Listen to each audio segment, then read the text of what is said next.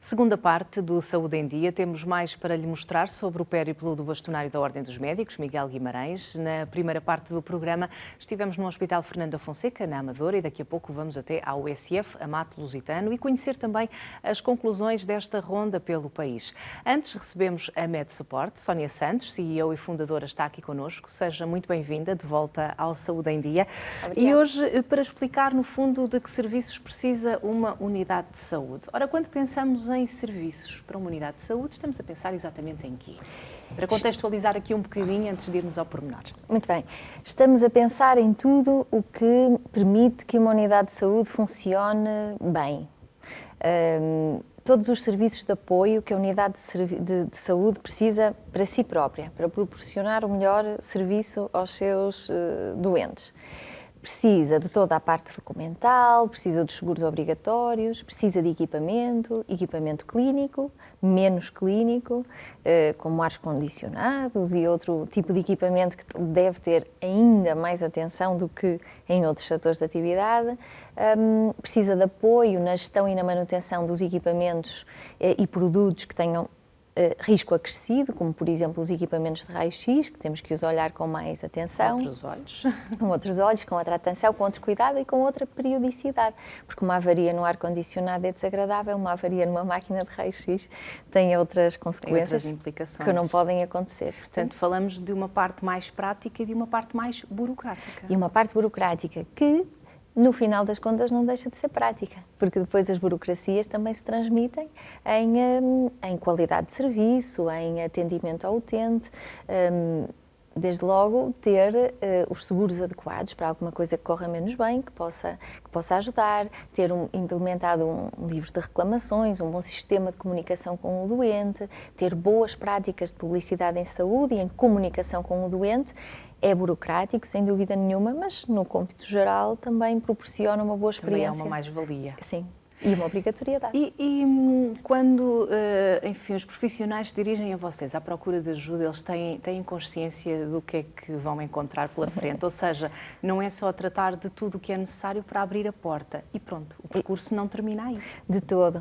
Na verdade, têm uma noção bastante concreta de todos os processos onde precisam de intervir, das licenças que precisam de obter, onde há menos conhecimento é na questão da continuidade. Existe uma ideia de que depois de se implementar um determinado processo, ou obter uma licença para uma máquina, ou implementar ou instalar um determinado equipamento, que o assunto fica. E de todo não é assim, muito menos numa área como esta. Nós temos que assegurar a qualidade de tratamento e a qualidade de serviço ao utente para cada um, e isso implica uma vigilância, uma monitorização a todo este ecossistema, inclusive o burocrático e o mais prático, como limpezas, manutenções, controle de qualidade, que tem que ser feito em permanência. Essa noção de continuidade e de permanência que já não é tão simpática nem tão entendida. E às vezes ficam surpreendidos, se calhar, com tanta, enfim, não queria chamar outra vez burocracia, mas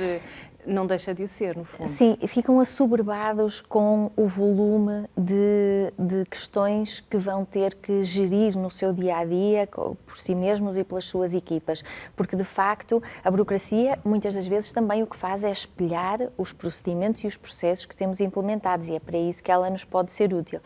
Não é só para aborrecer. Sim, são as linhas de orientação, no fundo. Isso. E então ficam um bocadinho assoberbados quando nós terminamos uma unidade de saúde e o nosso processo é sempre de envolvimento e de parceria e, portanto, é sempre transparente, e à medida que vão percebendo que as coisas estão a acumular... Não ficam por ali. Não ficam foi só abrir a porta. Não foi, ficam um bocadinho assoberbados, mas têm uma noção clara do que é a sua atividade e do que é que ela exige. E até porque vocês estão lá para dar uma mãozinha no que for necessário. E de uma forma mais particular, por exemplo, a questão da preparação e da descontaminação dos instrumentos que são utilizados, Sim. enfim, de doente para doente. Como é que esse processo é gerido? Isso é um tema interessantíssimo, porque existem várias formas de reprocessar estes dispositivos médicos. Logo à partida existe algumas entidades em Portugal que têm autorização para prestar esse serviço externamente, e o que significa que a unidade de saúde tem que ter alguns cuidados, mas entrega os instrumentos que são recolhidos e quando voltam à clínica já estão preparados desinfetados, descontaminados, esterilizados, seja qual for o indicado para aquele instrumento, e estão prontos. Ou seja, prontos para reutilizar. Prontos para reutilizar, perfeitamente seguros para serem usados no próximo doente. Muito bem. Isso não é a maioria. Na maioria dos casos, as unidades de saúde usam esterilizações internas. O que é que isso significa? Significa que faz falta à unidade de saúde conhecer qual é a sua prática clínica, que instrumentos é que vai utilizar, implementar um procedimento que seja adequado. Por exemplo, nós não conseguimos pegar num equipamento médico que seja elétrico e mergulhá-lo numa tina com desinfetante. Conseguimos, não temos a expectativa de o usar uma segunda vez. As consequências podem ser... Não são essas. Portanto, perceber o que é desinfetado, o que é descontaminado, o que vai ser esterilizado e de que forma, é o ponto de partida para depois olharmos e percebermos em que espaço físico é que isto vai acontecer, em que sala ou em que salas. São adequadas ou não são? E temos os equipamentos certos, esterilizar material que vem de procedimentos críticos, tem requisitos que não têm de procedimentos mais simples e menos invasivos. Portanto, enquadrar isto e perceber exatamente o que é útil, adequado para aquela unidade e depois fazer esse processo todo e entregá-lo nas mãos da unidade de saúde para que possam levar isto em velocidade de cruzeiro, sem grandes... Tem muitas particularidades esse processo. Tem. Muito sensível. Tem particularidades, é sensível, é de alta responsabilidade. Estamos a lidar com a saúde pública, não é? Porque temos o risco da contaminação cruzada e estamos a falar da saúde e da segurança dos profissionais e dos doentes, e a especificidade advém de querermos fazer o melhor possível. O melhor possível é garantir que, de facto, o risco está mitigado, que está reduzido a um patamar mínimo aceitável, não existe risco zero, mas estamos a olhar para o mínimo aceitável e fazê-lo de uma forma que seja execuível, que a unidade de saúde comporte, que tenha o equipamento que consegue ter, que pode ter, que precisa de ter, e o pessoal treinado, que é o essencial, não é? Termos as pessoas capacitadas. E por pessoal treinado, os doentes normalmente preocupam-se com essas questões. Os profissionais, lá está, também têm que estar preparados para dar uma resposta caso ela seja colocada. Caso ela seja colocada. A sensibilidade que eu tenho é que nós, os doentes, não estamos ainda muito atentos a esta realidade. Confiamos. Confiamos plenamente. E temos motivos para confiar, porque sabemos, e aqui no canal sabem, que de facto nós temos profissionais de saúde no país que são absolutamente confiáveis e brilhantes. O que acontece para a opinião pública é quando de vez em quando há um sarilho e ele aparece na comunicação social, ficamos todos um pouco mais alerta, e por isso não acho que seja ainda um assunto de conversação pública. Os profissionais, esses sim, sinto-os com preocupações crescentes e legítimas. E no que diz respeito aos resíduos que decorrem dos materiais descartáveis, quais são os cuidados que é necessário ter com essa parte? É curioso, os resíduos que advêm da prática clínica são considerados resíduos hospitalares, portanto eles têm um potencial de contaminação elevado. Potencial porque nós de facto não sabemos, não é visível a olho nu. Portanto, existe legislação que diz que nós temos que ter cuidados especiais com esse tipo de resíduos. Isso significa que é a obrigação do produtor é a palavra da legislação, mas, portanto, da unidade de saúde onde acontecem, onde são produzidos esses resíduos, tem que lhe fazer uma triagem adequada, separá-los por tipologia e tem que ter a capacidade de o armazenar também de acordo com a lei. O que é que isso significa? É fácil de percebermos que se nós estivermos a lidar com resíduos contaminados, por exemplo, com sangue, não tem sentido, não é razoável que a unidade os armazene, por muitos cuidados que o tenha, há um período de tempo a partir do qual não faz sentido que os resíduos estejam ali. E há legislação e há regulamentação para isso. E depois todas as unidades têm que ter um serviço externo contratado, que são empresas especialistas, que fazem a recolha desses resíduos, o transporte em veículos especiais e que depois lhe dão o devido destino, que tipicamente ou é incineração ou são aterros sanitários. Mas há aqui uma dualidade de responsabilidades. A responsabilidade da unidade de saúde, que os produz, que tem que os manusear com cuidado, que tem que os triar de acordo com as regras e tem que os armazenar de uma forma adequada e segura.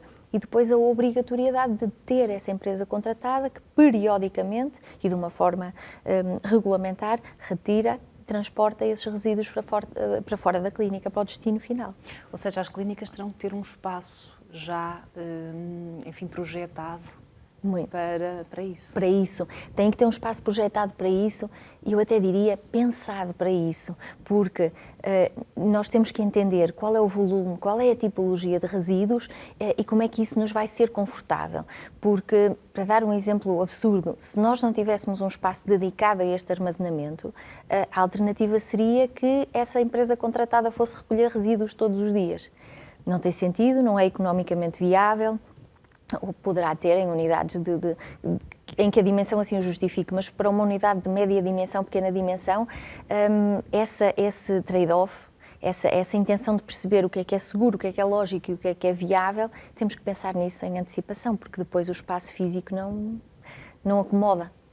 E em clínicas novas? É um espaço que já vai projetado.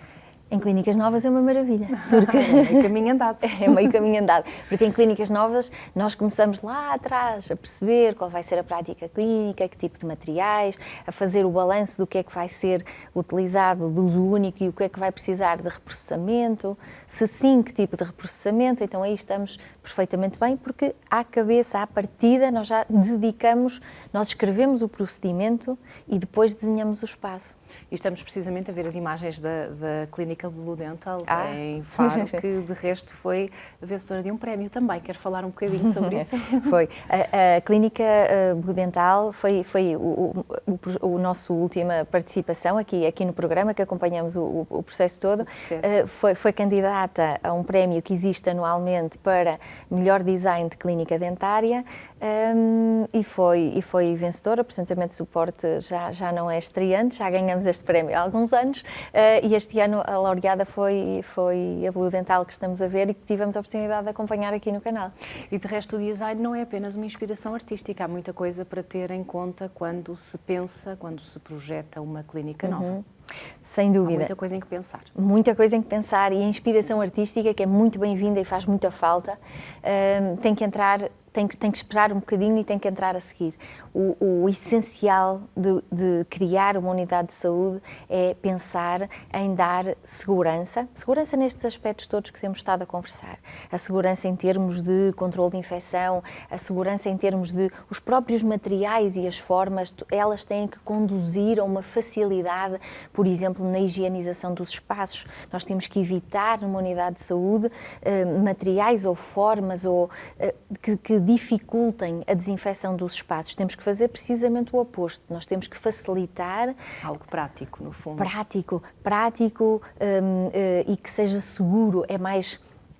que não haja aquela preocupação, por exemplo, quando se escolhem os desinfetantes de superfícies.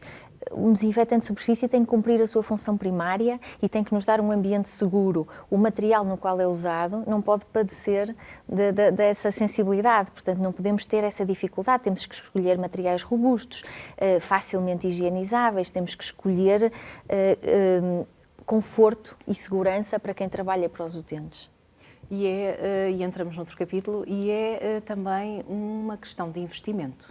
Claro, e o investimento tem que ser muito bem ponderado, porque como qualquer investimento temos que olhar para os recursos e temos que olhar para os benefícios. O que nós fizemos na MedSupport, há muitos anos que estamos a trabalhar, há vários anos que estamos a trabalhar lado a lado com uma empresa de consultoria de gestão financeira, e o que quisemos desenvolver, e está desenvolvido neste momento, foi um serviço que atendesse que fosse de gestão financeira, de gestão estratégica, mas que entendesse e compreendesse muito bem as especificidades de uma unidade de saúde, porque aceito que qualquer consultor financeiro, para prestar um bom serviço, que tenha que compreender os preceitos da indústria, da empresa que está a querer apoiar, mas compreendê-la profundamente, a nosso ver, na área da saúde, é incontornável. Não é um setor igual a outros, tem as suas questões.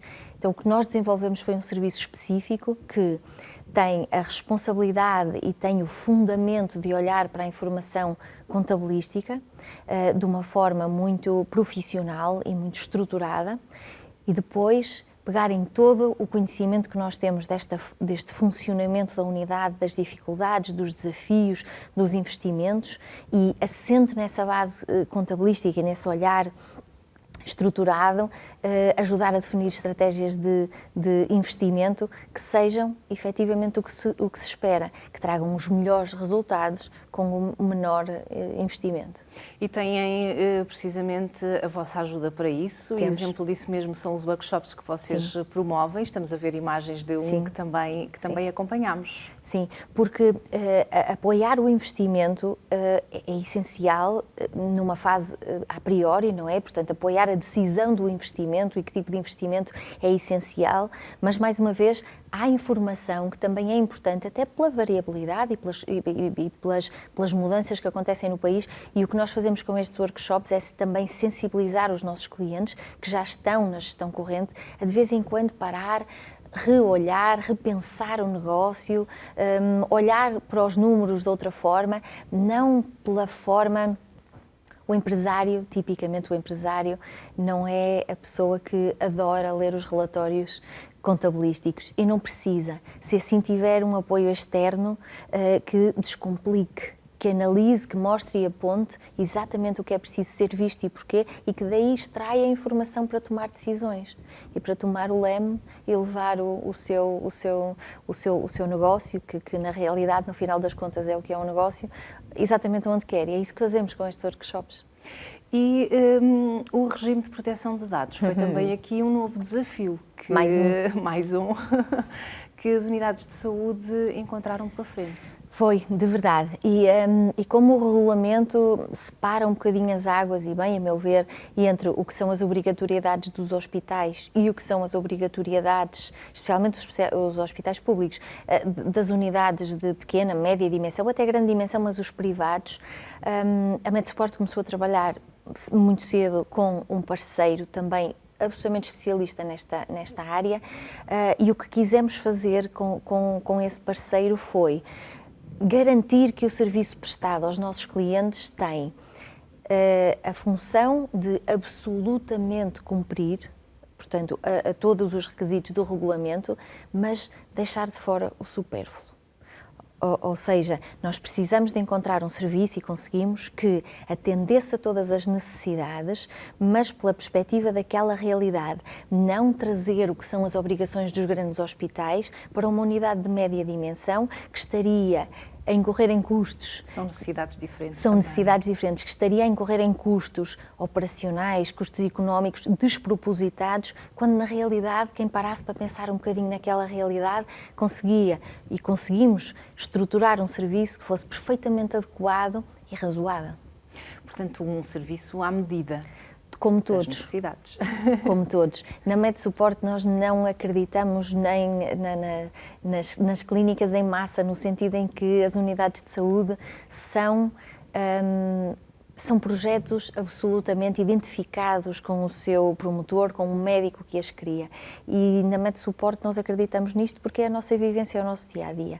A ideia de retirar, eu acho que já disse isto aqui no programa, de retirar uma checklist, seja do regulamento geral, seja para um projeto de investimento, seja para fazer uma clínica de raiz, seja para projetar uma sala de sujos para os contentores de resíduos, se não se atende à especificidade, estamos a incorrer de ficar num dos extremos do intervalo. Ou estamos a fazer muito mais e estamos a desperdiçar recursos, ou estamos a ficar curto e podemos não estar a cumprir requisitos. Portanto, tem sempre que ser à medida. E mesmo para terminarmos, uma última questão, o que é que mais pode ser necessário? O que mais pode ser necessário numa unidade de saúde? Pode ser necessário uma visão sobre a estratégia de crescimento. Por exemplo, faz sentido, a dada altura, nas unidades de saúde, quando elas já têm alguns anos ou quando, pela mudança da conjectura, pela mudança da tecnologia, pela própria maturidade daquela equipa, pode fazer sentido abrir as valências, abrir as ofertas aos doentes e à comunidade e olhar para essa vontade que muitas vezes é empiricamente sentida e perceber se aquilo é ou não é economicamente viável, é muito importante e isso pode fazer muita falta, esse apoio externo. Muito obrigada, Sónia, por Obrigada ter vindo eu. mais uma vez ao Saúde em Dia, por nos teres, enfim, elucidado sobre o que é necessário numa unidade de saúde, sobretudo no depois depois da porta aberta ao público. Fique com o S+, que fica bem. Também estamos em saudemais.tv. Somos Saúde que se vê.